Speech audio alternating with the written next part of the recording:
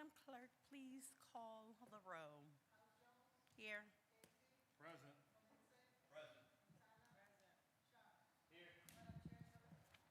Good afternoon, everyone.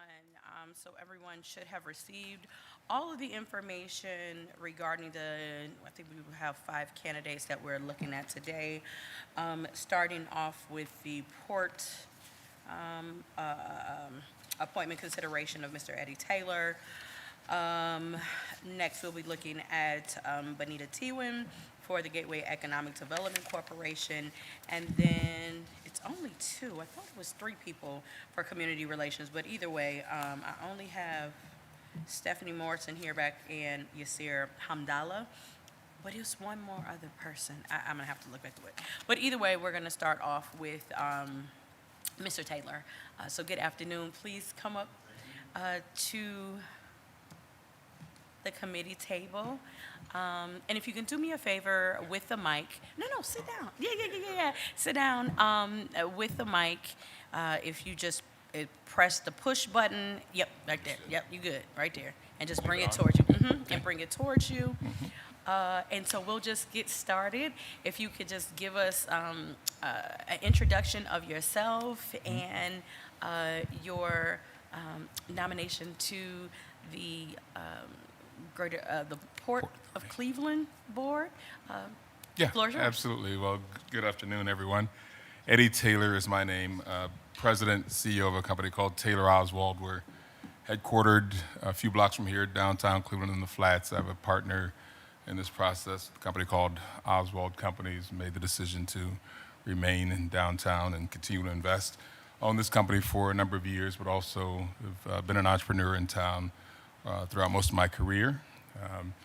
Civically, a number of other organizations from the partnership to the Sports Commission and other things that keep me involved. Mainly a lifetime Northeastern Ohioan.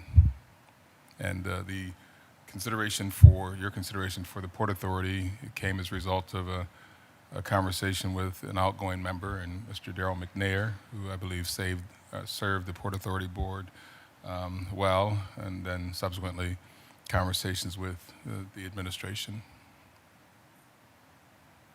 Well, thank you. I will now just start with Councilman Polinsik. If you have any questions. Okay, thank you, Madam Chairperson. To my colleagues, Mr. Taylor, are you a resident of the city of Cleveland? No, Okay. as I mentioned, we've maintained our businesses in the city of Cleveland, Yes. but I'm a resident of Okay. Solon. Solon. One of the questions we had posed to the previous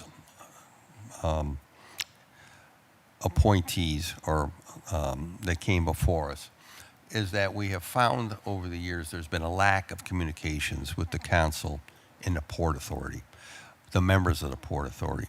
So what we're hoping for as we go forward, that there is a greater understanding with the members of the board, the Port Authority Board, especially those who are appointed by the city, as it pertains to hearing our concerns and our issues. And how can the port be of greater assistance to many of the businesses in our neighborhoods?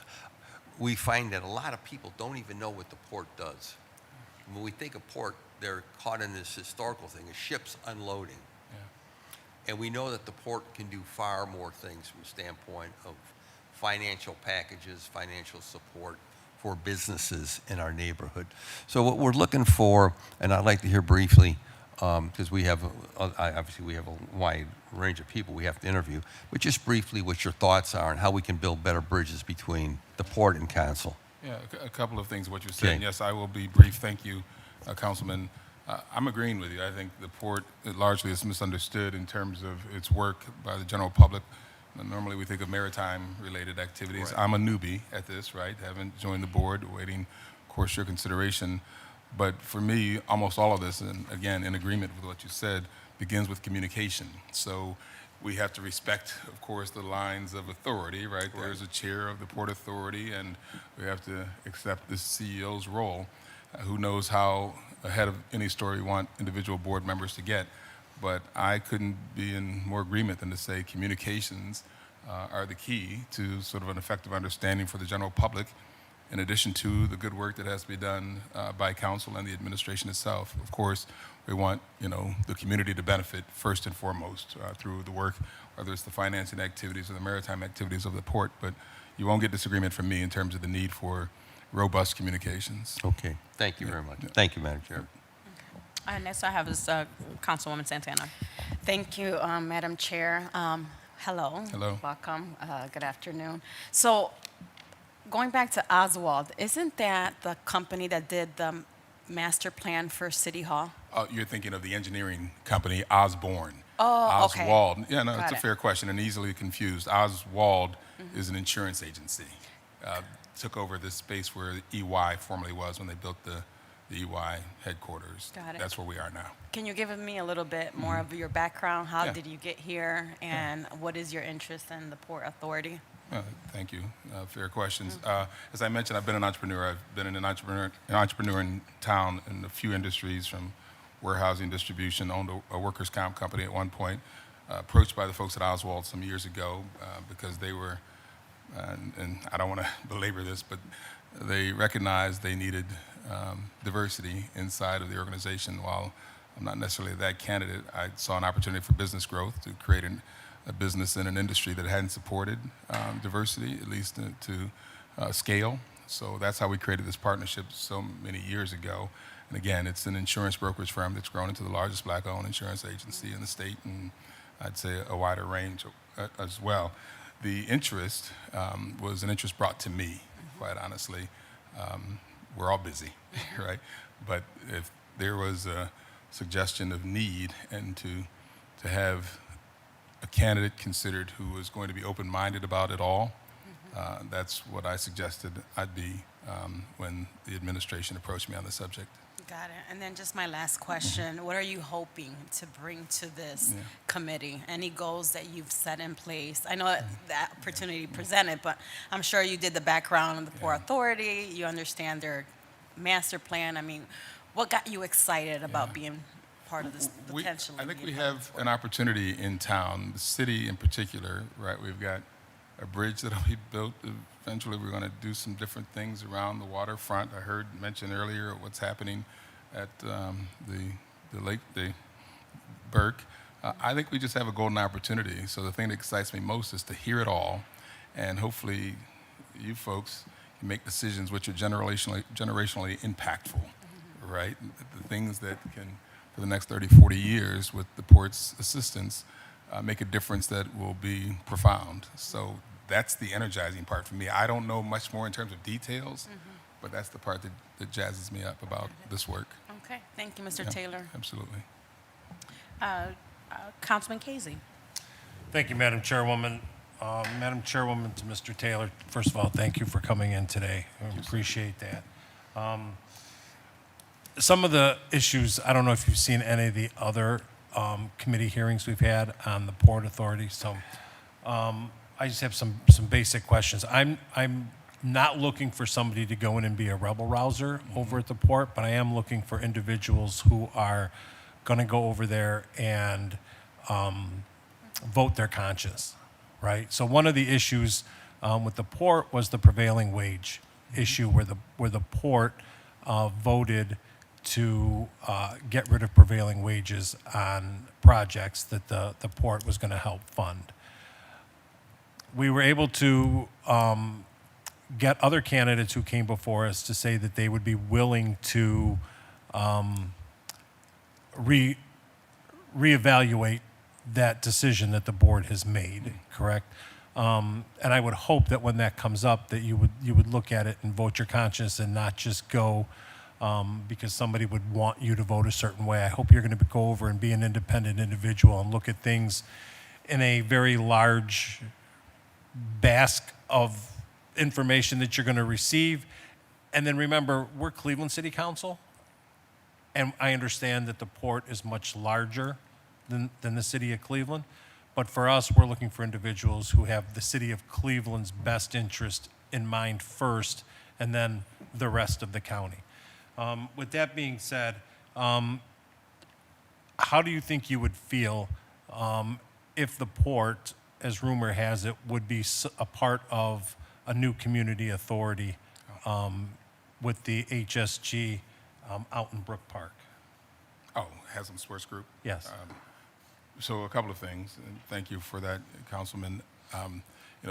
Part of the story is, especially with respect to prevailing wage, I was a signatory years and years ago, because I'm old now, when we did community benefits agreement with GCP and contractors and so many others. I was reminded of that when I saw a picture of that memorable event. My father-in-law, Mr. Lonnie Coleman, has roots in this world pretty deep, so we talk about this pretty often. But to your point, and I think it's the larger, best point, and I've said this before, you've got to be open-minded, right? I am not going to have a single preconceived notion. I think I understand why decisions were made, but ultimately, the point you made, you've got to do what's in the best interest of the community. You have a constituency, and that is your ward and the city. I think that also has to be a factor because I am an appointee of the city, but you make decisions given the entirety of the information, as you mentioned, and I think that's where I will be. I understand the consternation around this. I really do. I think we just have to still keep in mind that generational impact that we talk about. What's long-term best interest for us all collectively? So no closed-mindedness from me on this subject. I'm open to what the best decision should, given our best guidance at the time, should be. Okay. And I appreciate that. Seeing how you're a new appointee, you don't currently, Madam Chairwoman, to Mr. Taylor, you don't currently have any contracts with the city of Cleveland, do you? I do have a contract with the city of Cleveland in my business. Same is true with county. As an insurance agency, my partner, quite honestly, has a contract. I don't directly, but I'm connected to that work in some ways, and that's on the good work that our folks have done with the benefits administration, the health insurance of the city. So that's just true. Madam Chairwoman, could that be a possible conflict? Possibly, but we will get. Yeah. I will. It's not a direct contract with me. Yeah, It's not. I will. Yeah. We will. Yeah. I It's will not- get. I it's- will get an official. Right. Yeah, we will get an official something in writing Okay. from. I can't even say legal because at many times Yeah, I they get don't it. choose to represent Cleveland City Council. So we will have to get an official. And it would either be with you or with Oswald Companies. Yeah, That's they're the name- not. That's the Yeah, name of these your are separate company, companies. right? They All right. truly are separate companies. Okay, I just want to make sure that we're not going to jackpot anybody up. And then my last question is, as a new appointee, I haven't had the chance to check this out, but have you contributed to the BIB campaign, either you personally or your company? Not for a number of years, right? Well, there's only been two Well, opportunities. It's been 4 years. So Okay, so you didn't. No, you not the didn't last couple of contribute the last cycle, Nope. but you did For the the second. first cycle. I just need to Yeah, because yeah, there's no, 'cause fair there's enough. also a Yeah, legal entity. This was term there. first campaign Okay. before election. Okay, Yeah. all right. I just want to Yeah. make sure that we're Yeah. not jackpotting anybody Understood. up with No, with that's a fair the question. legal. That could be easily identified as Yeah, a yeah, challenge, right. I just but want to make sure there's no conflicts going on. I have not. All No. right. Thank you, Madam Chairman. Thank you, Absolutely. Mr. Taylor. Thank you, sir. Thank you. Next, Councilman Shaw. Thank you. Good morning. Thank you for your time. Good afternoon. I wanted to follow along the line of questions from Councilman Casey. I appreciate your candor and your thoughts about being open-minded. I think, for me at least, after the conversations we had at the last port appointees, it was raised and brought to my attention, that perhaps the port appointees have not gotten sufficient direction from the Cleveland City. That's how some of the appoint nominees felt, which I hear. So I want to kind of give that opportunity since you're a new appointee. You're going to be going on with a clean slate. But I do want to see, at least I think we've been clear in some of the needs that the city has, whether that's affordable housing to better food access. Wanted to understand how you felt about prioritizing those needs and how are you planning on making sure that those get fulfilled for the city of Cleveland through the port's powers. Yeah, I can't offer the how right now because I don't have those details, but I do know and believe this. Two different things, but I both know it and believe it. Affordable housing and the crisis that exists before us is real, right? It means a number of different things to a number of different people, but it has to be solved. So I am in that corner. Again, you don't need a life story, but I know why the need exists. I know that it has to be addressed, and I would be a supporter of hearing all the best information around how we solve that particular issue. There are other issues that I think that you're alluding to. And Mr. Taylor, do you believe the port has a role to play in it? Well, I don't know that yet. I know the port's role, but I hear you, but if you're appointed to this yeah. through the No, chair, I hear you. I want to just make sure we're talking. It's a potentially. conversation. Yeah. To the chair, to the council person. Yeah. But potentially, 100%. But it's potential because facts matter, right? Details matter, and how the port plays a role, right? Don't worry about those silly things. But yeah, so potentially. I hear you, would Mr. concurrence Taylor, with me. and Yeah. I think my residents are tired of us talking, right? And that's not about you. That's about the city. That's about government officials being able to deliver. And the way I see this appointment process and this board is that it has to be an extension of what the city's priorities are. And as part of that, I do want a commitment that if you are appointed to this board position, you will be pushing for the priorities of the city of Cleveland, which includes affordable housing and improving food access. Is that something you're willing and able to commit? So here's what I would say to that, and I know you're not going to be satisfied with this answer, council person, but I'm going to say it anyway. I think the job is the job, right? The port represents the community. To the extent that the administration has nominated me, yes, I understand sort of the dance and who brought you, right? So my commitment in terms of our company to the city is clear. My commitment to making the city as great as it can be is also clear. So, as a board member of the port, potentially, that should also be clear. Is it an inside-out sort of dynamic? I don't know. I think looking at the entire picture for the entire county is what matters. But man, I know the needs are great, and I'm going to be one who advocates for the great needs to be addressed. And As unsatisfying as that may have been. I didn't hear a yes, so it is not very satisfying. But I appreciate your willingness to understand my position. This is, one of the questions that I also asked the other nominees was regarding how the port is financing different projects. And one of my frustrations in the past has been that we keep doing more and more public and private partnerships. I understand the port is trying to maximize the amount of money it has and make an actual impact, right? I get that philosophy, so I'm not asking you to explain the utility of that financing strategy. What I am pushing for, honestly, is a commitment to having more fully publicly financed projects that are running through the board, because that is the only way we get control over what happens. That leaves the prevailing wage conversation in the public entity's hands, and that is what I want to see more of, because I've been consistent in this with other committees. The more we keep having more and more of these public-private partnerships where we're subsidizing private companies, the profits become private, but the losses become public. Yeah. And we have to, at some point, draw a line in the sand. And for me, these nominations and these authorities are a way to do that, is start shifting the conversation and coming up with a different way of what development should look like, where it actually serves the people and not just a few people. So if you're after a never from me, I'm with you on the never. Should the equation be private gain, public loss?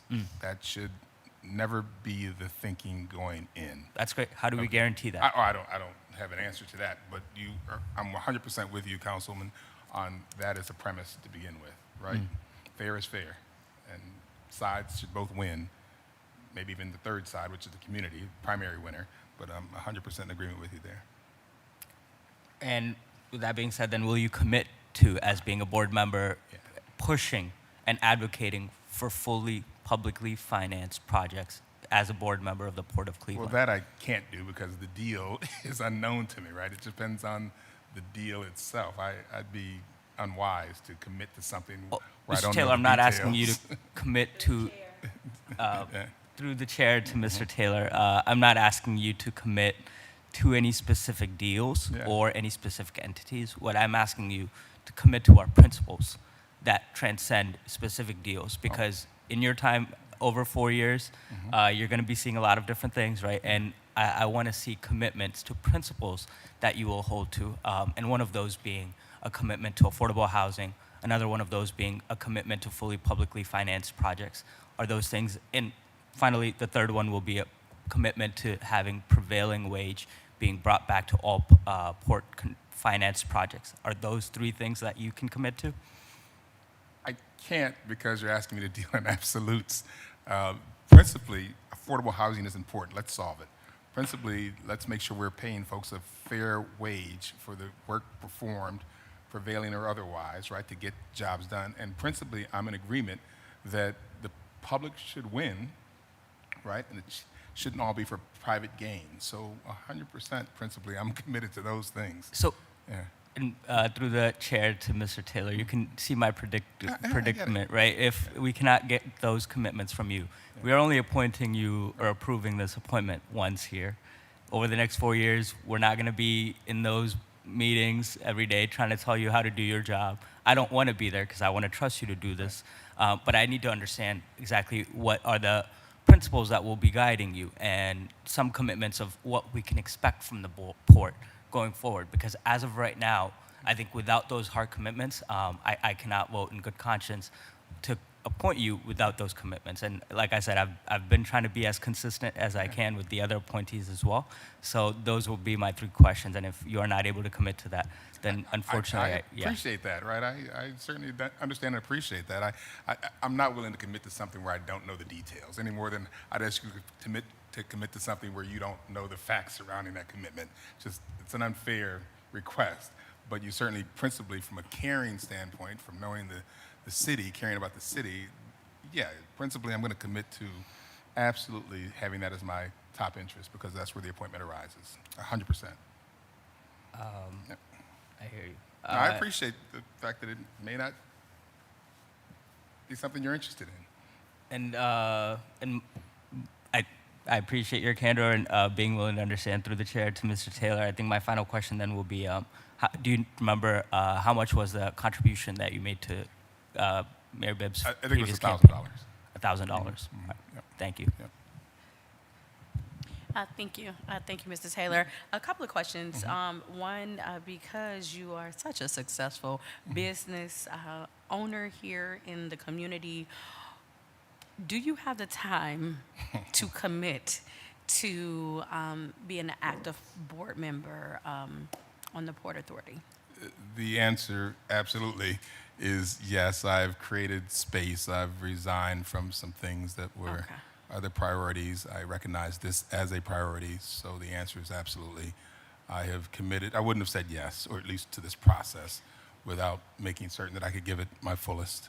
You'll be surprised. Now that sounds like No, you would be surprised, and that's one of the things as we go through this process, especially looking for candidates as we are considering reappointments, looking at attendance records and things of that nature. So that's just good to know that you I think that's have a great concept. resigned from some boards to ensure that you can prioritize this board appointment. The other thing is seeing that this appointment will be for 4 years. What do you see as what would success look like come April of 2030 from you being on the port? So thank you for that. It's a great question. Lots of things we have to imagine or envision because we just don't know at this point. But I think we have a lakefront. I think we have other development that makes us all proud around the assets brought to the city, assets that are publicly enhanced and enriched. But we have a multiplier as well because perhaps we have other investments. I also believe that the communities find benefit, our neighborhoods find benefit in what we've done to enrich not just the work from the Port Authority in the downtown area, but that somehow the neighborhoods are made better because of the work of the Port Authority. Again, short on details, but it's a wish list, right? It's a desire, it's a principle that it's just not of benefit to downtown, but the entire city, and thereby then an extended from the city, that there's benefit created. that would be the desire. Okay, and thank you for that. And just a follow-up based on your response here, in this 4 years, looking to see that neighborhoods in the city of Cleveland are better. What do you think should be, or what could you offer as a starting place and a way that we can actually track that to see if that measure of better is included in the work of the port? Yeah, I think some of the work that GCP is doing, tracking job growth, job opportunities, business growth, jobs created, it's a good set of tools, but bringing those tools closer to the neighborhood so that we are seeing that this intractable issues around poverty and maternal health and on and on and on, that we are doing a better job of tracking those things because they're all tied to economics, right, generally. So I think the more we do of that, the data, reviewing, assessing, and reporting on the data, the better off we are. So that's the tracking. The numbers can but shouldn't lie. Right? Last question. And so with that, because I know we have the data and facts and figures, what would it look like for the everyday people test? Because that's more of my measure than, people talk about facts and figures, but I feel like, what do people at the grocery store, gas station, corner store, that measurement, what does, how do we start to penetrate that from, a litmus test from the everyday Clevelander? Yeah, that's fair. It's a bigger question than I can answer, but it starts with a feeling. Do people feel that their quality of life is made better, and then are they experiencing an improvement in the quality of life? Is there access to jobs, transportation-wise, job availability? Is there access to growth and development? We all just want to take care of our families, and if folks believe that their families are better, that's how we sort of know, right, in the end, that the quality of life and our families feel supported and provided for. Well, thank you so much, Yeah, Mr. absolutely. Taylor. Thank you. Appreciate everyone's time. Yes. Okay. So now, report of the Mayor's Appointments Committee, consideration of mayor's appointment to the Cleveland County Port of Authority, Eddie Taylor. Madam Clerk, can you call the roll? Yes. Yes. Yes. No. And Madam Chairwoman, that my today is based on the information we get back on the legal. Yeah, no, I will put in a formal request to the Ohio Ethics Commission, and that's the way we'll solve that. Thank you. Thank you so all much, Mr. very Taylor. much for your time. Appreciate everything and your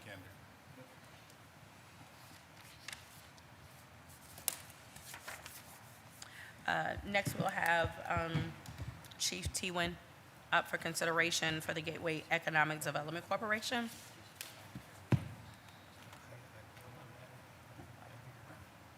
Let's get her. Hi, good afternoon. Good afternoon. Yes, so if you would like to take a moment to introduce yourself, this is an appointment or reappointment? This is your first time serving on? Yes, it is. Yeah, it's not a reappointment. So yes. No, it's appointment. So I've been on the board as the de facto member for the resignation of Ahmed. Okay. So this would be the official appointment of that. Yeah, because that's a whole other thing. Good. Anyway, so if you can just go ahead and introduce yourself and I guess share why we would, should consider you for reappointment. Thank you. As you said, I'm Bonnie Tewin. I'm currently the Chief Operating Officer for the City of Cleveland. I've been with the city for 4 years and 3 months. My experience, I'm an engineer by trade, by education, for the last 40 years. Yes, it's been 40 quick years. I've been working in the engineering and construction industry on both the private and the public side. Also in the administration, public administration side. Okay, I will start off with Councilman Casey. Yep, and I'm going by attendance now. You were first. Okay, thanks. Thanks, Madam Chairwoman. Madam Chairwoman, to the chief, thanks for being here today. I realize you've sat on the board for 2 years, about roughly 2 years now, give or take. Yeah. Somewhere around there. Yeah, How is your less than 2. How has your attendance been? I have made all of the board meetings How often does the board meet? quarterly, All right, with the exception of special meetings. okay. And then how many of those special, Madam Chairwoman, to the chief, how many special meetings has there been? There's probably been about 3, I would think. I'm going Okay. off memory. All right. So last year, Gateway came to us looking for $20 million. And we have heard the rumblings now that Gateway is coming back to us for additional dollars and or looking to support a tax increase of the sin tax, which is a regressive tax in and of itself. As a board member representing the city of Cleveland, right, and I understand Gateway is a funny thing, a funny thing with the city and the county. It's a complicated situation. But you're there to represent the city of Cleveland and ultimately the residents of the city of Cleveland. So what proactive steps has Gateway taken to not use the public's money in order to help finance the Gateway, which ultimately are billionaire owners of the sports teams that happen to just pay a little bit of rent on facilities we own? So first things first, it's knowing what problem you have financially. So Gateway went through the exercise of doing facility assessments of both the ballpark and the arena. So they have that document now that basically puts a dollar value to the end of the terms of the lease. Now that we have that, it's up to Gateway to determine what kind of how that interacts with the finance, with the available funding. Based on the projections for this year, the syntax should be enough, and that's how the improvements and maintenance are funded, is through the syntax. Based on projections through this year, there should be enough money in the syntax that's being collected that there won't be an ask this year. In the meantime, the county is working on revising the syntax, and there's still discussions. Nothing has been finalized as far as how that, but it's in anticipation of future funding needs, and based on that, what kind of money that needs to be collected. At the same time, the city has proposed the possibility of a new community authority as another funding source. But all that being said is, I think the city has been very clear, both the administration, the mayor, and council, when we had those discussions with you, that Gateway should not be funded with general funds. So we're doing everything we can to ensure that there's other funding sources that can go towards Gateway. Okay. And then, Madam Chairwoman, to the chief, I'm glad you brought up the new community authority because the county owns Rocket Arena and the city owns Progressive Field, correct? Is that how it goes? Through the chair to the councilman, that might be a little liberal in that discussion. It's we both have stake in Gateway, and Gateway is the landlord for both facilities. Right. What you're referring to is if Gateway would default, then the city would become responsible for the ballpark, and the Right, county would and- become okay. responsible for the arena. All right. So the question is, with a new community authority, okay, it would be Gateway who would make that decision on whether to make that area over there a new community authority and charge user fees to people who use the facilities and not the individual owners or our tenants, correct? So it would be Gateway. In other words, if we went over there and said we want to be a new community authority, Gateway has the final say on whether that area would be a new community authority and not the tenants of Gateway, correct? And I'm not going to pretend that I'm an authority on new community authorities, but as I understand it, it's the property owners. Which is that- Gateway. Correct, Gateway owns yes. the property, Yes, correct? that determine whether they are part of the new community authority. And then within the new community authority, there's different opportunities for additional fees that can be charged. Right. And as a board member, would you be in favor of creating a new community authority over there if it relieves the taxpayers and the general fund from supporting Gateway? I think there's many tools in the toolbox that we have to look at. I'm not sure that there's one solution to everything. I think we have to approach this with several prongs on how we address this funding shortage. Okay. And I think that's it for me, Madam Chairwoman. Thank you, Chief. Thank you. Thank you. Okay. Councilman Polinsik. Madam Chairperson, my colleagues, to Ms. Tewinnen. The present, do you have any idea what the present breakdown is now, the funding sources for Gateway? It's more through the chair to the councilman, and what do you mean more specifically? For Who- operating? Like the percentage, who shares in the funding that goes into Gateway, and who's on the hook? Who's ultimately on the hook for Gateway? So there's operating cost, which is a little over about $3 million for Gateway to Okay. run. That's split about 50-50 by the teams. They pay for that.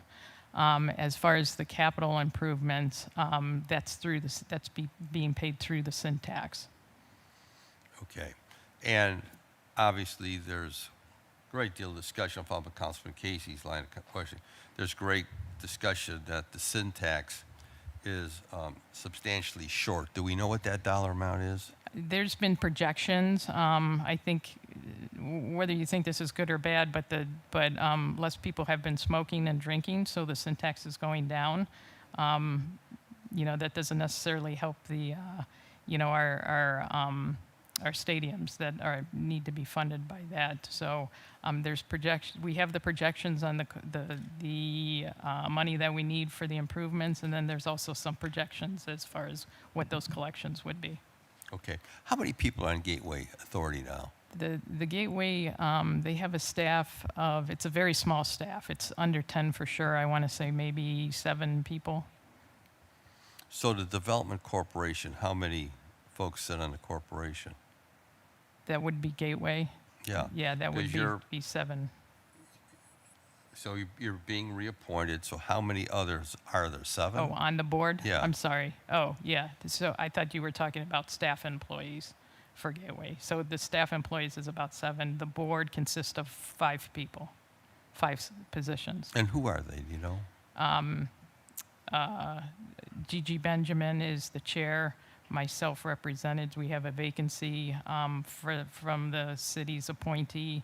Then we have Debbie Berry from the county and Bryce Sylvester from the county's appointee.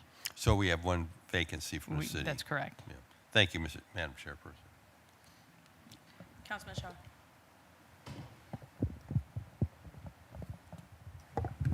Good afternoon. Thank you for your Afternoon. time. I know I've heard it before, but I've heard it being pronounced a couple different ways. So through the chair, to Ms. Can you pronounce your last name for me? Because I feel like I keep The English messing it. pronunciation or the American pronunciation is Teeuwen. We just had some Dutch consultant in, and he corrected me on the correct Dutch way to say it. It's Teeuwen. So I go by Teeuwen. Teeuwen. Teeuwen. Okay. Yeah. Thank you. I appreciate that. Chief Teeuwen? Is that Correct. the correct title? Oh, Chief Teeuwen. Thank you for your time. I want to make sure I'm getting your name right as someone whose name is often mispronounced, so thank you.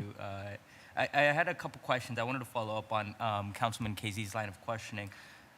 You mentioned, with the sin tax and raising revenues, one of my concerns as well is to make sure that the stadiums are not being additionally funded or subsidized by the taxpayer.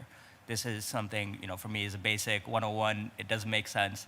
They're making enough profits, they're making enough money. They should be responsible for every single dime for improvements to operations of these properties.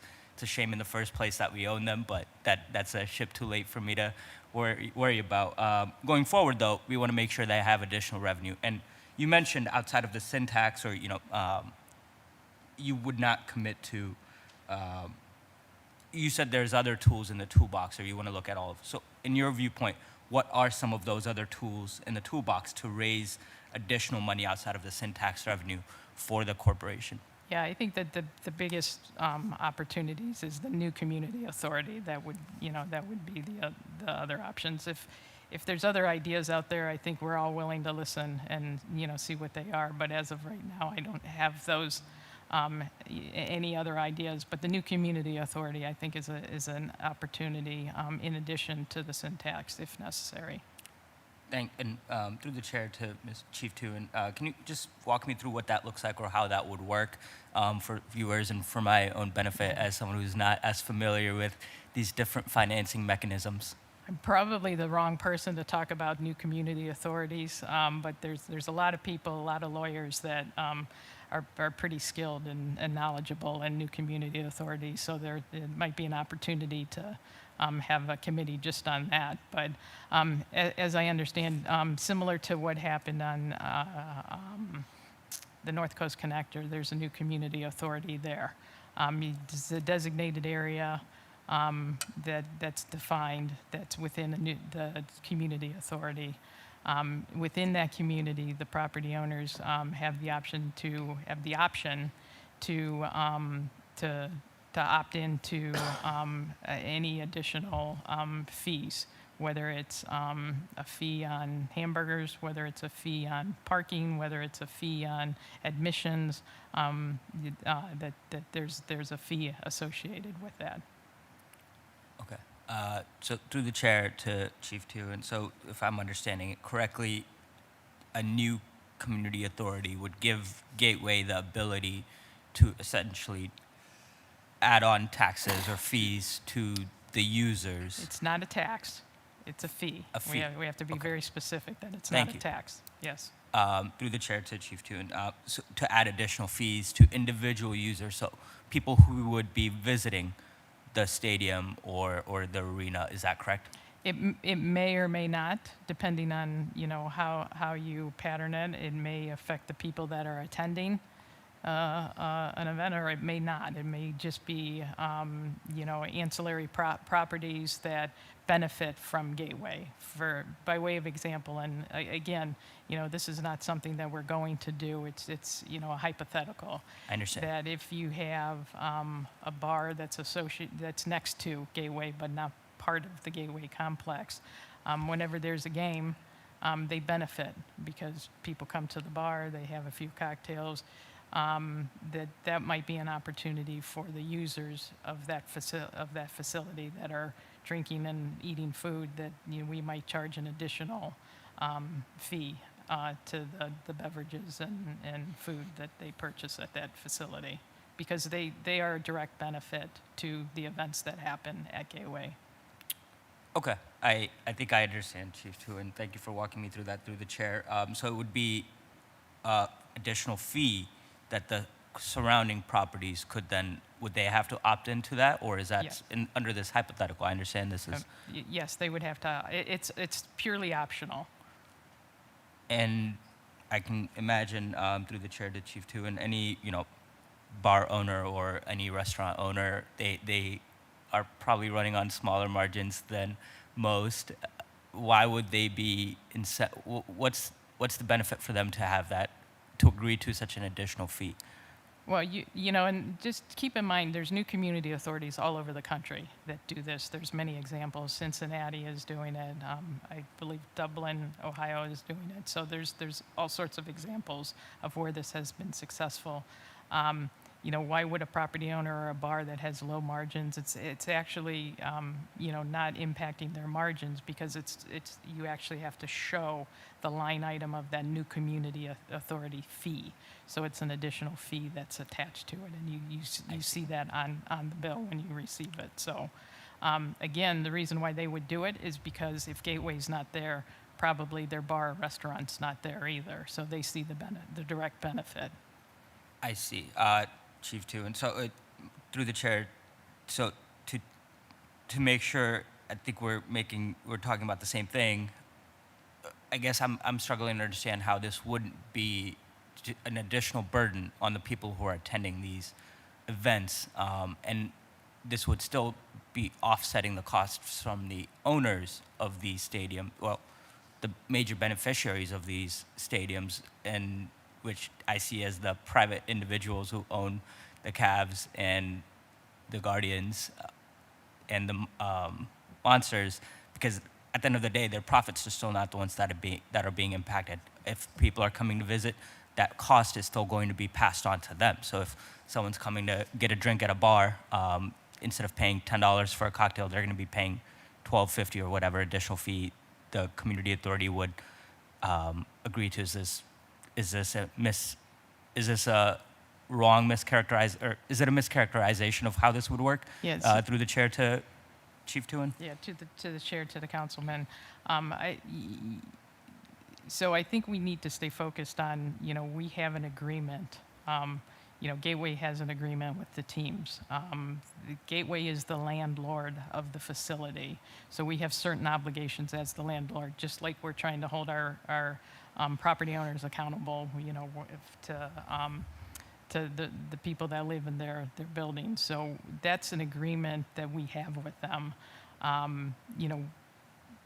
We can't change that now. We have to wait until the agreements of the lease run out. So you're right in the fact that it is an additional fee to users. That's correct. But we have an obligation through our contract that none of us at this table signed. I don't think so. Maybe Michael Polensek did. But, none of us agreed to. So that's what we have to abide by, is that we're holding everybody to what's in the contract. Thank you, Chief. Through the chair, I hear you. I think for me, it's not really. I think, how long is the lease? Can you through the chair to the chief? It's a difference of 2 years. I believe the Guardians go out to 2034 and the Cavs go out to 2036, or it might be reversed. So they go out to 34 and 36. Okay. And how long is the term that we're going to be appointing you for, through the chair to the chief? It's a 5-year term, which actually expires in 27. So Okay. I'm for the balance of the 5-year term. I see. So through the chair to the chief. So we'll be reappointing this seat next year. June of 27, correct. Got it. I appreciate that. And can you just clarify? Is this a position that is paid? It is not. No. It is not. Okay.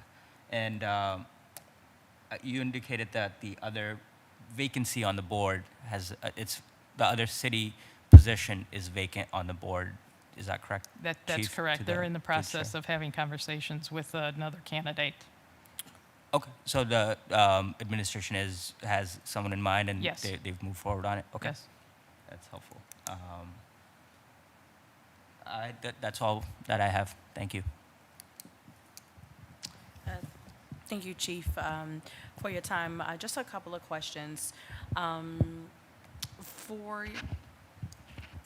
What do you think, what is the economic value of Gateway to the city of Cleveland?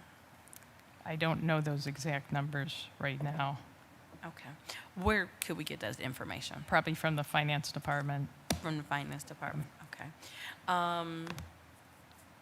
And based on what the purpose of the Gateway Economic Development Corporation, what is their purpose and their charge? So generally speaking, in the very basic level, they're the landlords of both the ballpark and the arena. They're responsible for the maintenance and capital improvements. Okay. And as the landlords for the property and the maintenance of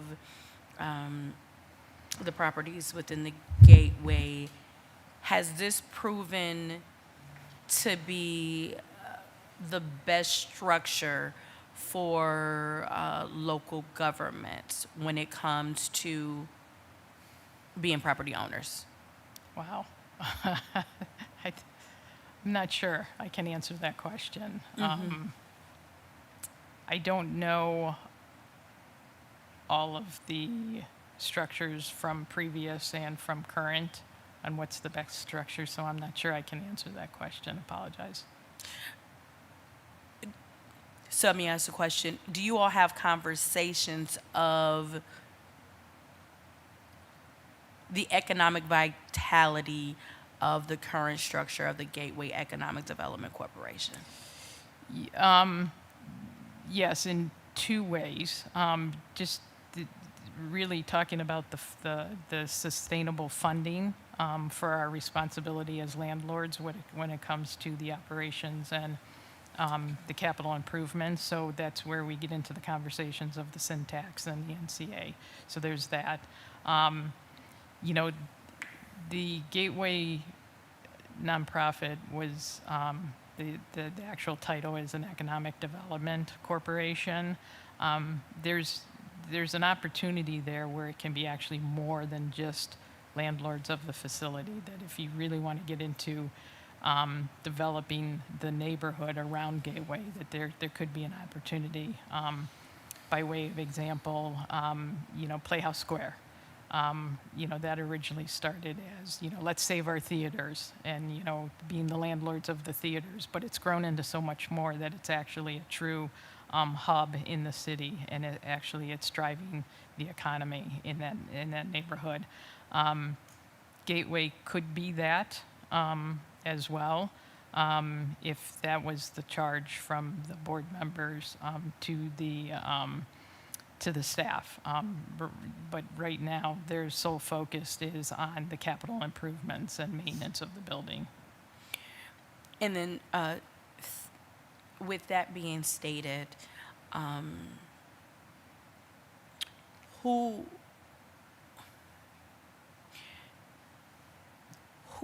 what timeline is the board giving itself to be able to present a real sustainability plan for the Gateway Economic Development Corporation? Thank you for the question. I think it's vital that we need to, by the end of the year, because that's when our financial model starts going in the negative, that we should, bar any emergencies that will come up, you know, we should have enough funding through the syntax to get us through this year. But then once you start looking at 27, 28, 29, the funding that we look at is not enough for the improvements that we need. So by the end of this year, we definitely need a plan as far as what we're going to do in future years.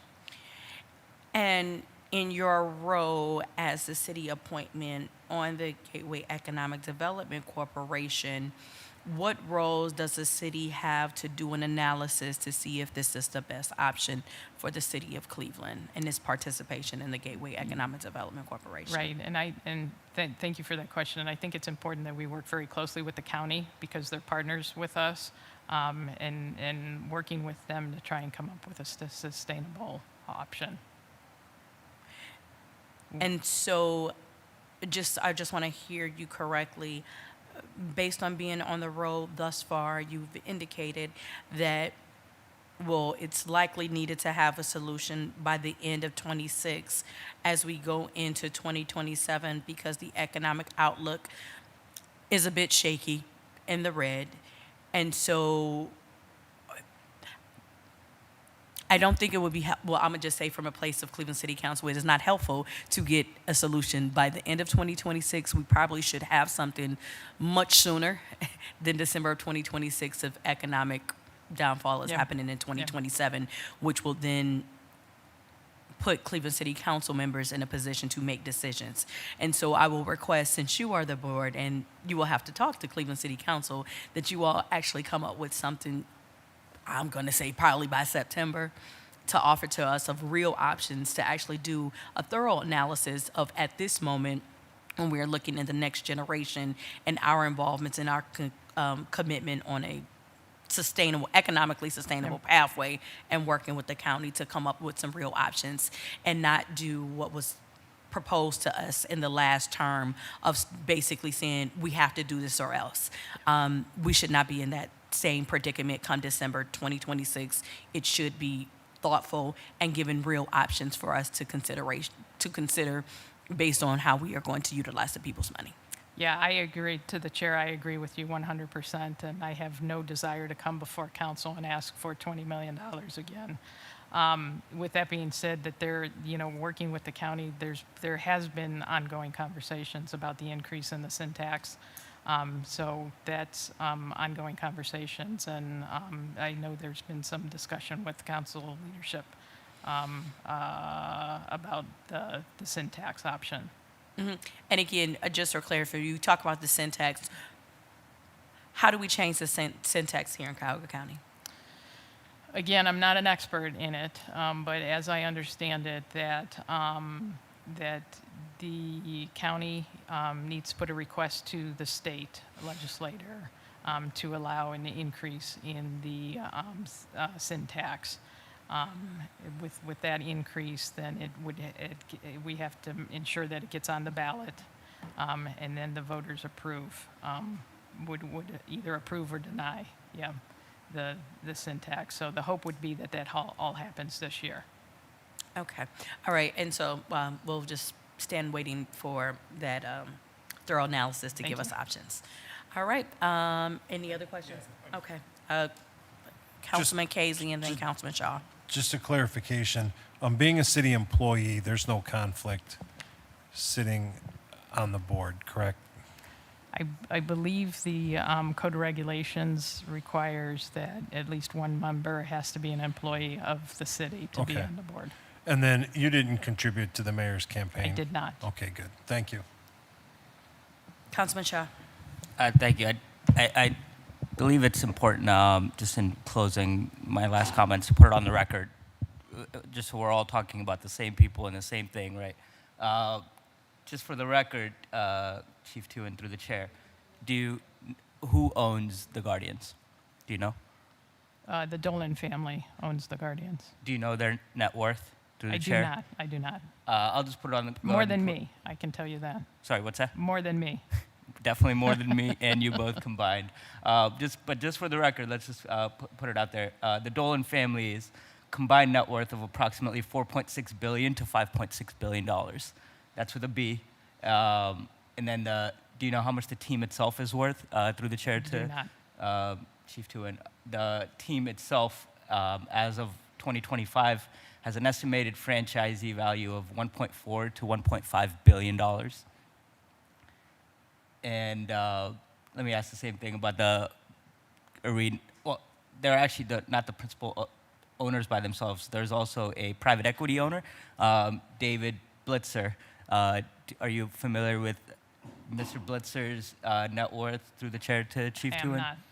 not. David Blitzer is a prominent investor, private equity, Blackstone. His estimated net worth is $4 billion. And those are the principal owners of the Guardians. And then if we're talking about the Cavaliers, are you familiar with who the owners are of the Cavaliers? Dan Gilbert. Do you know his net worth? I do not.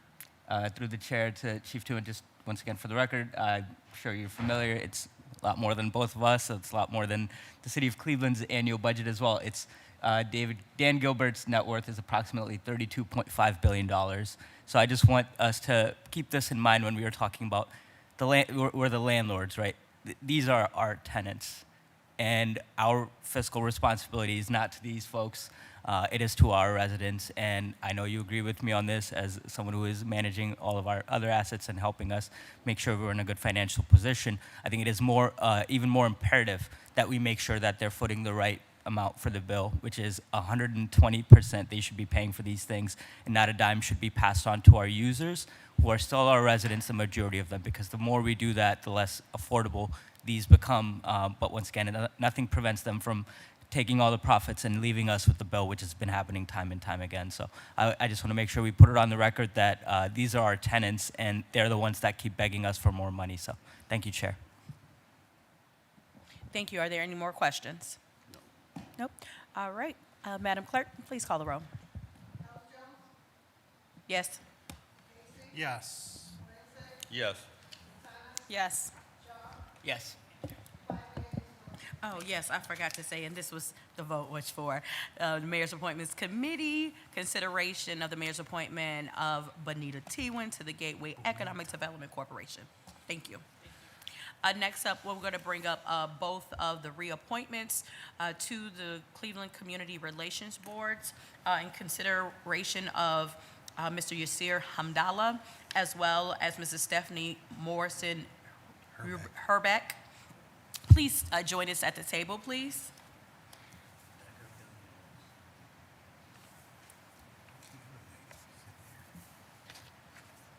She does it. That's good enough since you want to go there.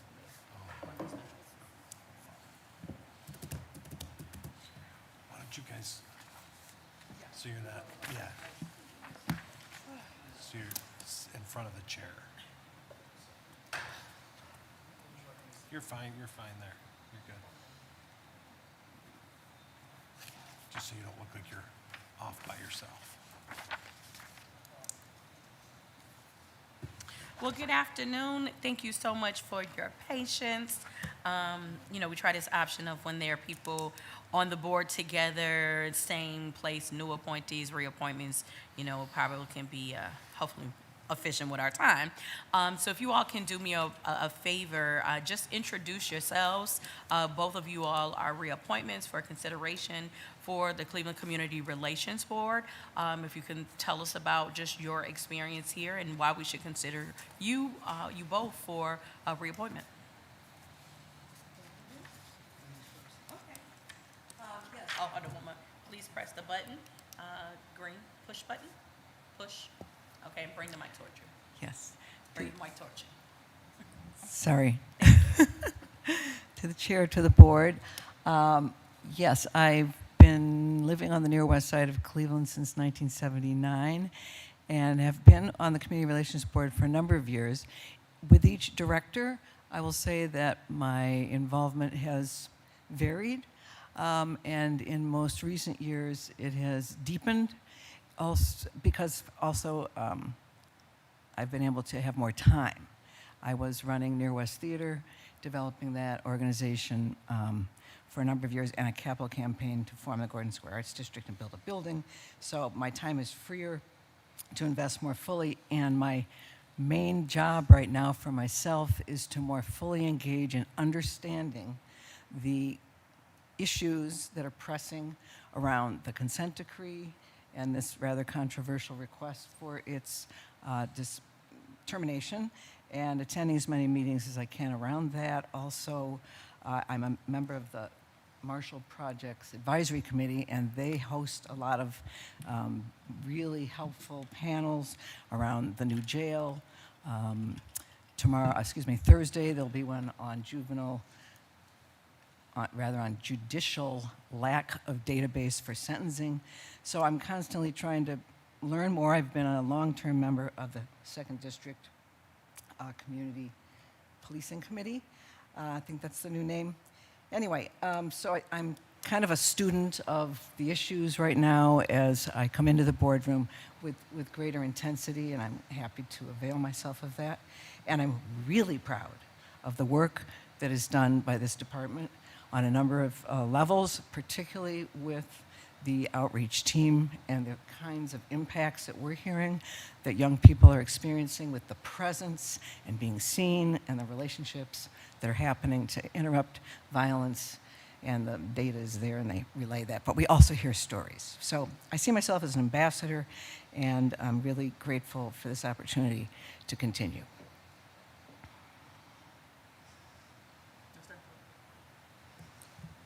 Good afternoon. My name is Yasir Hamdallah.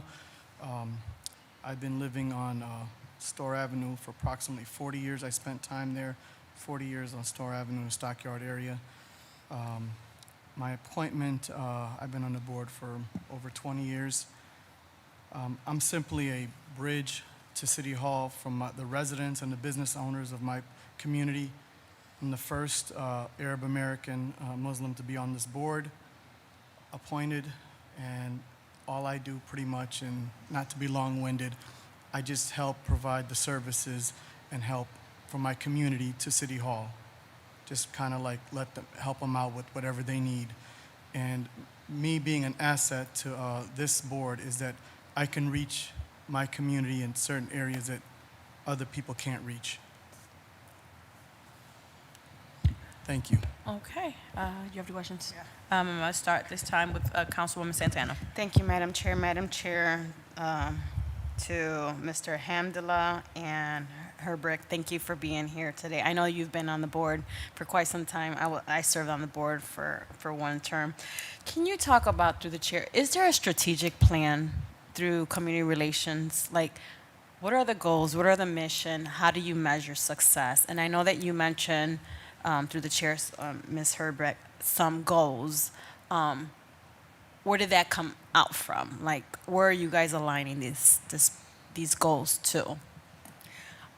To the chair, to the board, I'm not aware of a specific plan, but we get written reports each month that represent all the different staff people's areas of responsibility.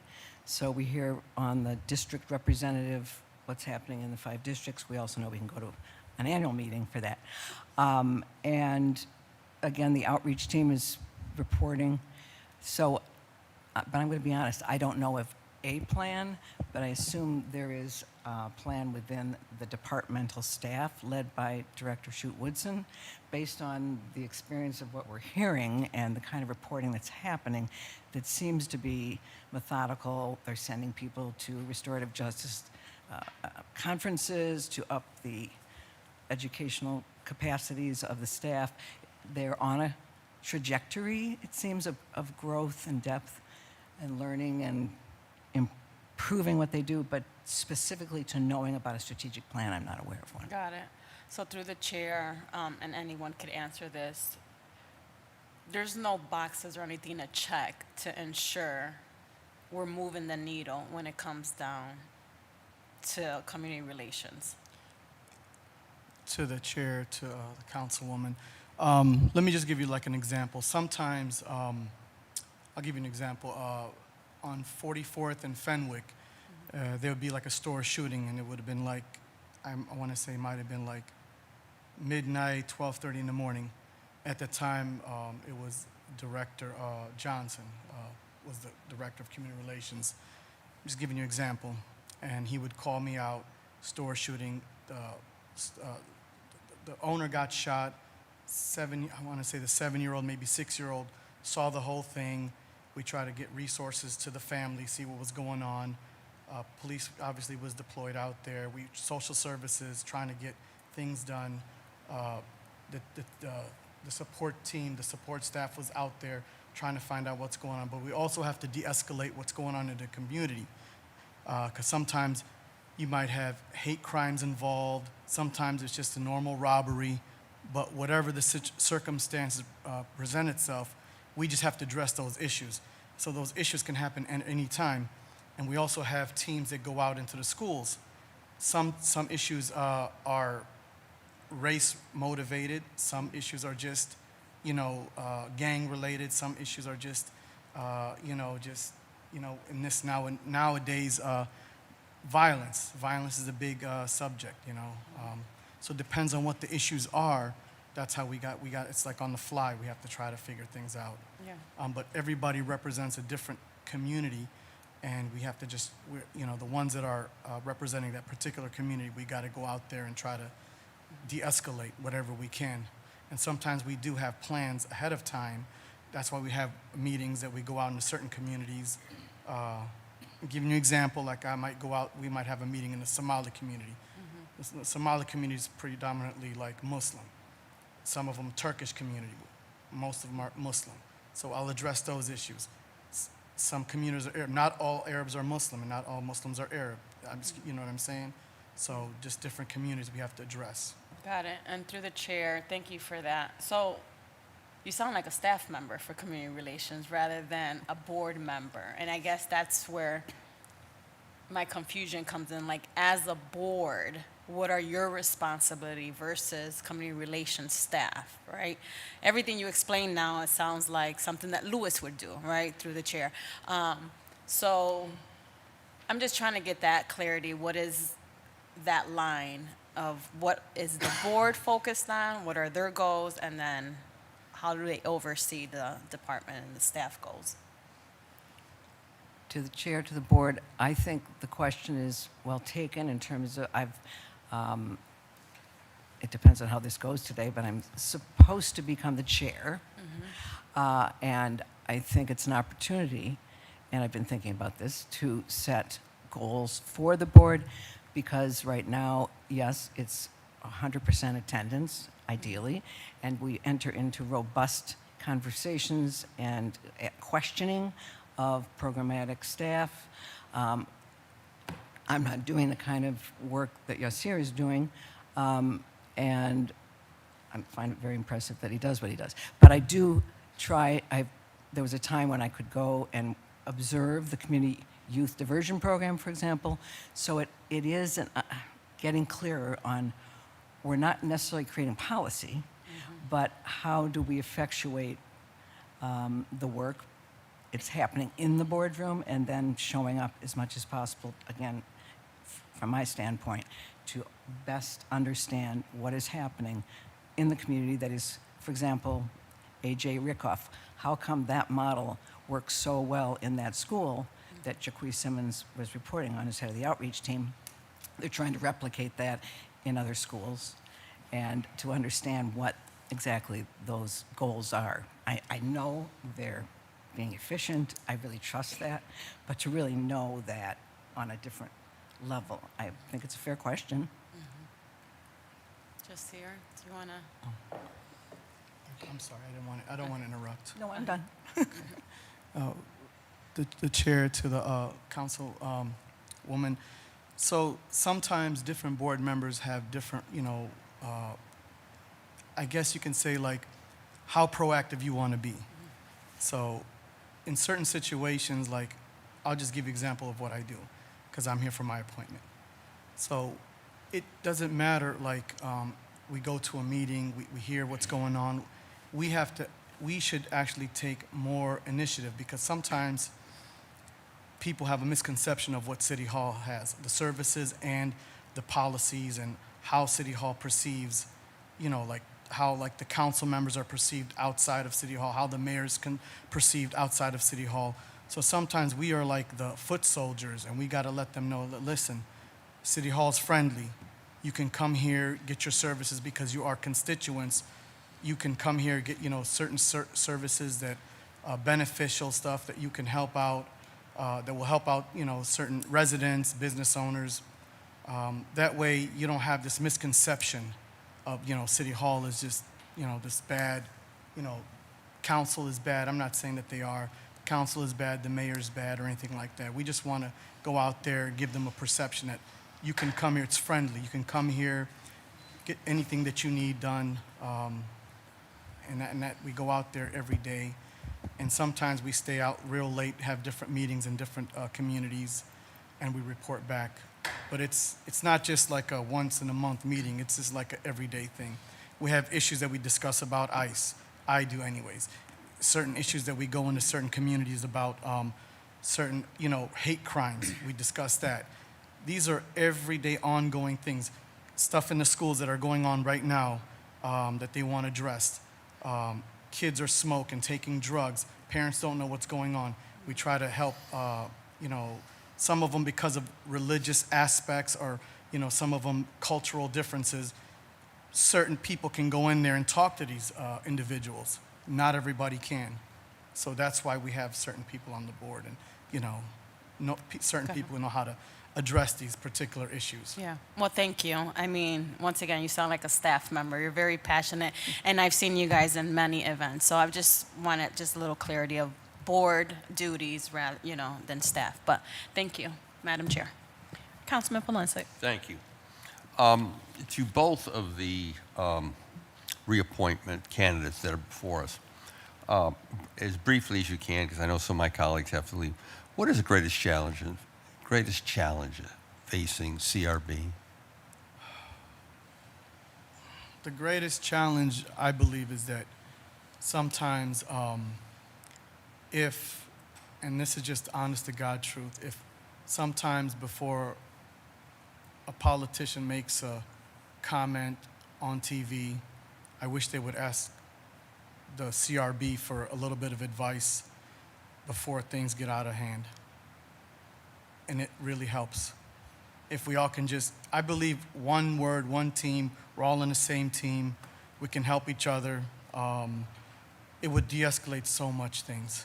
Because I'm here, I don't want to go into specifics, but I feel like that's just, sometimes, different politicians will go out there, say something and address something without, having the full knowledge of, certain things, and it becomes like, people protesting out here and doing certain things. If we all can just get on the same page, we can help each other out. We really can. Okay. That's the biggest challenge. Thank you. Ms. Erbick? Yes, to the chair, to the board. I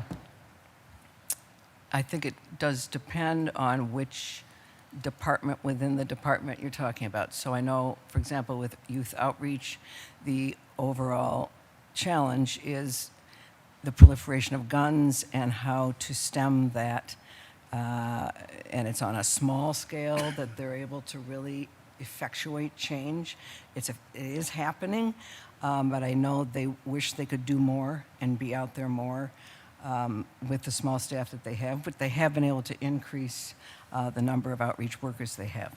And then with the district committees, I know it's community engagement. I go to the 2nd District, and I've been going for a very long time, and it's now picking up some steam just recently.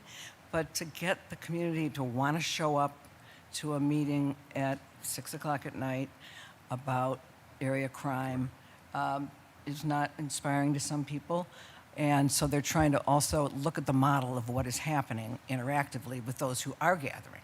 And there's more and more speakers coming forth at the 2nd District to answer questions from different departments of the city, as well as just speak to the concerns. For example, we had a whole presentation on opioid addiction. Yes. So I think community engagement is huge, and I know that's been a concern for the compliance for the Community Relations Board with the consent decree, frankly, was understanding how the community is engaging. I know, again, if I was Chai speaking about the Asian community, she would have her own answers to that. And I know it's been translation work, and they're trying to increase that across the city in all kinds of platforms. Okay. I'll stop there. Thank you. Thank you, Madam Chair. You're welcome. Councilman Shaw. Thank you, Chair. Thank you to both nominees for your time. Good afternoon. Good afternoon. I wanted to just kind of understand, historically I've gotten a chance to sit down with the director and understand the history of the board a little bit, and that was really helpful. It seems, the original vision was for intra-community relations to be improved through the board, and I think my understanding was, and you can correct me if I'm wrong, that after the Huff uprisings, it changed a little bit to making sure that the intra-community relations were also good with, the police, how policing was conducted in the neighborhoods. So this has been a historical shift that we've seen over time. I wanted to understand kind of how do you envision kind of pushing the board more in the direction of assessing the intra-community relations and kind of bringing that focus back more into what the board does. I hear Mr. Hamdallah talk a little bit about how, conversations have been going around with ICE. Like, that's one of the examples I think of how we can, Cleveland is unfortunately still a deeply segregated place. And what are the ways that we can, not talking regarding the police, but outside of the police approach of how do we improve these relations between our different communities that are living in Cleveland? And wanted to hear your thoughts on kind of that approach and where you see the board going, to either one through the chair. Go ahead. To the chair, to the board. Well, first of all, there's a vernacular issue here for me. When we refer to the board, the department is actually called the Community Relations Board. There is a board for the Community Relations Board. So we're not necessarily pressing on the kinds of programmatic things that are happening. We're hearing, there's reporting. So if the question is about what the work is of the Community Relations Department, if I could just use that term, Jeffrey Marks has told me, the attorney, not to use that term, but it helps distinguish. So Mr. Shaw, so Yeah, so clarify, see what your if I'm question is. following up, if I understand through the chair to Ms. Herbeck, if I'm understanding correctly, does the board not direct the board that you two would sit on? Does that board not direct the community relations board? They are accountable to us, yes. Okay. So, but I'm saying it kind of goes back to the other question about strategic planning. There's a way in which I feel that we're landing in the work and not necessarily shaping it, but I could be wrong about that. So, go ahead. Please. So, to the chair, to the councilman, so the team already under Director Schutz Woodson, they already have a blueprint of how things work, and things are working really, really good. If they had a bigger staff, it would even be better. But they have a blueprint where everybody goes out to the schools. They handle, each staff member goes out to a certain school. Each staff member handles a certain district. Each staff member handles like certain, if there's crimes that are happening between like say 10 o'clock till 3 o'clock in the morning, they're going to be called. We all try to chip in. It's all one team. So we don't try to like push our agenda because they already have a blueprint on how things are working. We just kind of jump in there, roll up our sleeves, and we just try to help out wherever there is needed, if that makes sense. It does. I appreciate you explaining, Mr. Abdullah, through the chair. I think part of the only, I wouldn't even call it pushback, but I think the only thing I would add to that is in understanding how this process works, right? If effectively director reports to not just council or the mayor, the director also reports to you two, Yes. along with the rest of the board, right? Yes. And is looking to y'all for that strategic leadership. And this isn't to cast any doubt on the director's ability or any of the wonderful staff there. This is more, I think, for me, a philosophical understanding of where do we see the board going and what is the board's role in our everyday communities. And that's where I'm asking of like, how do we shift? And for me, once again, I am newer. I'm sure you know. I'm getting to learn all of the different parts and processes of City Hall. But the more I see, it seems like the police have ample resources in order to address different relations. I know they have their own squad as well. It's like I forgot the exact community resource squad, right? You can correct me if I'm wrong about what that exact terminology is, but officers that are housed within each district that is responsible for going out, making sure the relations are good. I think that's a good thing. They should keep doing that. So I want to understand, how do we shift the community relations board focus back to intra-community relations separately from the police? And that's where, does that make sense? Through the chair to both? To the chair, to the councilman. That makes perfect sense, and maybe I probably didn't speak correctly on it. They do have staff members when they have their district meetings. Mm-hmm. Their district meetings are set up as one of the district members from community relations. They'll have the commander there, and then what they do, they've empowered the community members, the residents. They will be there at the district meetings, and they usually run how things work and at the community events. So when they need something, they'll report to the district members, to the commander and everybody. The district member will report to the director, let them know what's going on, what we need, and then the director will report to us, let us know what's going on. We then figure out what we need to do, and then maybe we all have a plan, and we implement that plan. Does that make sense? It does.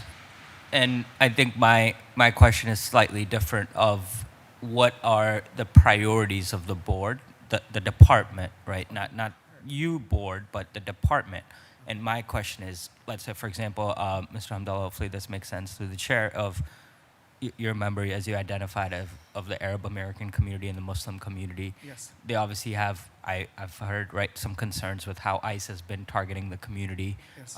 What are the ways, for example, within that community that you envision the board being able to, and not you as the board, but rather the department, what are the ways over the next few years that the board can start directing its resources in order to work within the community or to understand and provide city resources on facilitating that so that the community understands that City Hall is there to integrate that community into our everyday life and not, support ICE, which we've all been clear on. So does that make a little more sense on what is the strategic vision going forward on how we interact within different communities? So yeah. Okay. To the chair, Madam Chair, to the councilman.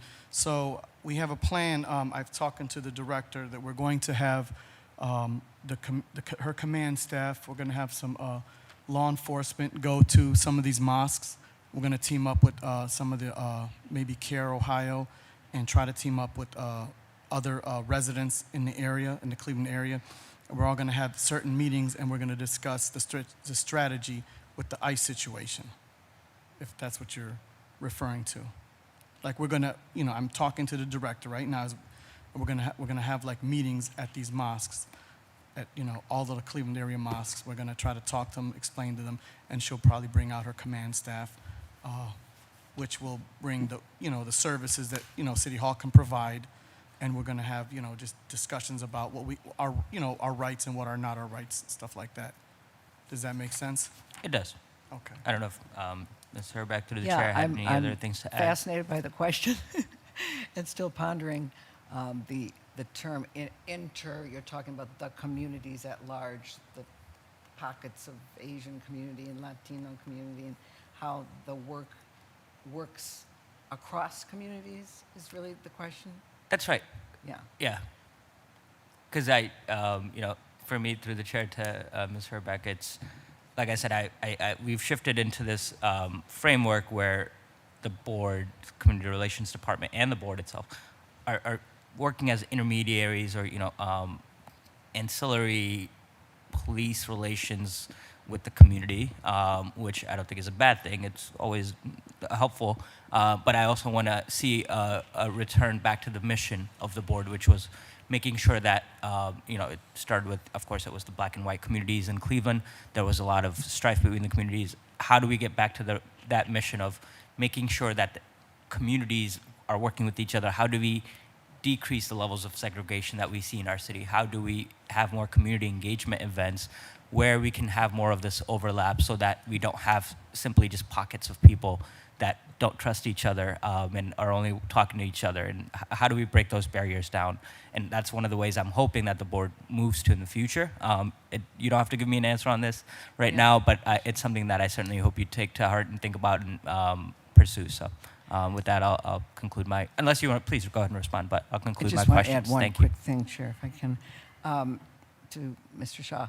Yeah, I was going to say I think using the model of these events that are being hosted is a medium, at least at this point, to hopefully engage people into coming and understanding and seeing people who might not even know are doing the work in their community when it's at City Hall. But, again, that's convening in the rotunda, and do people feel free to do that? These events are free? But I'm just kind of standing up for a minute to know that I think that's a mechanism that's been useful. I know as a white woman, I enjoy going and learning more at these different events about different communities who are being celebrated and what they're celebrating. But then we're also talking, I think you're talking about a deeper level of not just at events, obviously. But anyway, it's a very good question. I don't have any more questions. But I see Mr. Abdallah. It's okay. Go ahead. Okay, so to the chair, Madam Chair, to the councilman, like for an example, I'm trying to answer your questions as best as possible. So at the time when Director Blaine Griffin was the director, we had taken city council, a lot of City Hall members to one of the mosques to give them a tour to dispel a lot of myths that was going on in Cleveland. at the time. So we took them, we had like a nice little lunch over there. We gave them a tour and made it to the plane dealer or whatever. And everybody felt comfortable because there was questions that they needed asked. It was answered. And then from that point on, we had dialogue between both, both communities, City Hall and the residents of the community. So to answer your question, a lot of this stuff works, but you just have to be a foot soldier out here, that's all. Thanks. Sorry for being long-winded. Councilman Casey. Thank you, Madam Chairwoman. Madam Chairwoman, to both Yasir and Stephanie, I think I've known you guys for decades, right? Probably before we even had beards. So I think you're both doing just a marvelous job, and especially Yasir, the way you're an overly active board member in the way that you actually utilize that role to engage in the community. I have one question for you, and I understand, and congratulations on being the first individual of Arabic descent to be a member of the board. Are you the only one? It's sad, but yes. So, and that's probably something that I would hope that the administration or anybody who needs to appoint. We do have a very growing Arabic population in the city of Cleveland, and Sir, you can't do it all yourself, right? But as maybe the possible chair of the board next year, it's something that you may want to put in the back of your mind to make sure that we have a board, and I don't know all the board members, who are representative of all the nationalities that reside within the city of Cleveland. I know that I represent the largest Somalian refugees in the city of Cleveland, Yes. and I knew nothing about the culture and I had to learn it, right, just by representing them. But it'd be nice to be able to utilize community relations in a way that we haven't before. My only issue that I have, and I don't want to jackpot anybody up, but I just want to make sure that I know this is a paid board, right? Yes. And I know, Stephanie, you're not a city employee, but Yasir, Yes. you are. And I think when you're ready to retire over there's going to be a permanent place for you over here in your role that you're doing now. But we need to make sure, Madam Chairwoman, that it's okay that somebody receives, that a city employee receives a check if you're being compensated for the work that you're doing. So Yes, sir. I would just think that we should get an opinion on that one as well, just because I don't want to see anybody get jackpotted up later on, and say that we've been doing something illegal or whatever. And we ran into that situation about 8 years ago or 7 years ago with RTA and a city employee, and I just want to make sure that we're doing everything on the up and up. So very supportive of these two. I think they're marvelous individuals, great representatives, but I would still, Madam Chairwoman, like to get that opinion on whether somebody can be a city employee and receive a paycheck from for doing additional city work as a board member. Thank you. Thank you. So as we are running out, I just have a couple of questions. Looking at the duties of the board, there was a thing that is around assemble, analyze, disseminate authentic and factual data relating to interracial and other intergroup relations. In the last 4 years, how much data has the board actually published to the community regarding interracial and intergroup relationships? Has any analysis been done in this area? To the chair, to the board, I am aware of much longer than 4 years ago, the community engagement conversations that Peter Whitt, who is a community relations board member, was helping to lead. And it was a racial analysis of what's going on through conversation and tracking these conversations that were happening in the community. And a report was generated, but this was a long time ago. So to answer your question, I'm not aware that we are, and again, unless you're talking about the department, and have they put generated some kind of report about that. Yeah, well, I'm just, Yeah. again, it says duties of the board, that you are a reflection of the board. And so really trying to get an understanding of that work, as that is one of the responsibilities of the board. So that is that. I know that the second, though, of like the investigations on complaint situations and occurrences, I believe we did get a report of some sort of the work that the staff members were doing. But one of the things when Councilwoman Santana was asking about, like, what is the strategic plan of the Community Relations Board, really getting to what are we trying to get accomplished? Because again, that's one of the things that we get consistently during our budget hearings. People always tell us how much they do. We don't know. It is not connected to what is the goal to begin with. And we really have to get in the city of Cleveland beginning to come up with real goals and measuring ourselves of what we're trying to do, not just checking off activities because we were there. That's not, in 2026 and beyond, that cannot be the expectation. Yeah. And I really want to make this clear to you all as representatives, that will not be good enough as we are looking into next year in 2027. As you are going into the chair, the expectation is that you all are going to have real goals, and it is not just going to be, oh, we showed up at an event. What does that mean? What is the purpose of it? Because it's like, this is my 5th year now in city council, and I just really need to be explicitly clear of people. We have a lot of work to do. Yes. Showing up is it's not good enough.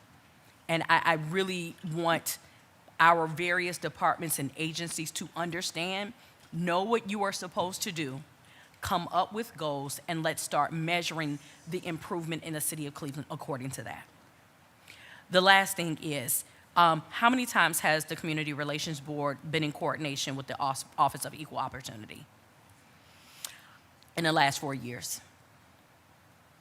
To the chair, to the board, I believe Director Woodson would have to answer that. I know that she does work with the director of that department, but I can't specifically answer that. Right. And so I'm asking these questions because that is what the duties of the board is supposed to be. You understand what I'm saying? A lot of times people getting to do the stuff that they want to do versus the stuff that they're actually supposed to be doing. And again, as a board member, your responsibility is to ensure that your department is doing the things that are outlined in our ordinances. So I would offer to you all to make sure the board understands what the Community Relations Board is supposed to be doing. There are some things that are doing exceedingly well. There are other things that have room for improvement. And expectation is that those things, and it's not good enough just for the people on the board to know it. The public needs to be knowing, because many of the things that you are supposed to be doing is supposed to be in benefit for the city of Cleveland. Office of Equal Opportunity, intergroup relationships, interracial relationships. Those things are important. Yes, we have down the community relations with the police department, but there are many other things that are supposed to be happening that it does not seem in a very clear way to myself and others that those things are actually being fulfilled. So I will leave that as that. Are there any other further questions for the board or consideration for board members? All right. Without further ado, report for the Mayor's Appointments Committee, consideration of the Mayor's appointment to the Community Relations Board. Yasir Hamdallah. Madam Clerk. Yes. Yes. Yes. Yes. Yes. Congratulations. Next, reports to the Mayor's Appointments Committee, consideration of the Mayor's appointment to the Community Relations Board. Stephanie Morrison Herbeck. Yes. Yes. Yes. Yes. Yes. So just a couple of things to committee members. We will not be meeting in 2 weeks, as Tuesday, May 5th is the primary election day, encouraging people to exercise your vote and take part in our democracy. We will be meeting on May 19th for the consideration of 2 new appointments for the Community Relations Board, and there were changing of the appointment terms for, I think, 3 remaining Community Relations Boards meeting. And if there are any other remaining mayor's appointments, we will consider them on June 2nd. I just want to make people aware of that. We haven't received anything, but if there is, we will do that. Also, as I have shared with the administration, for reappointments, before they will be considered, we need to have their attendance records or they will not be seen. So I'm just letting people know that, and we are all in one accord. Without further ado, Mayor's Appointments Committee will come to an end. Thank you.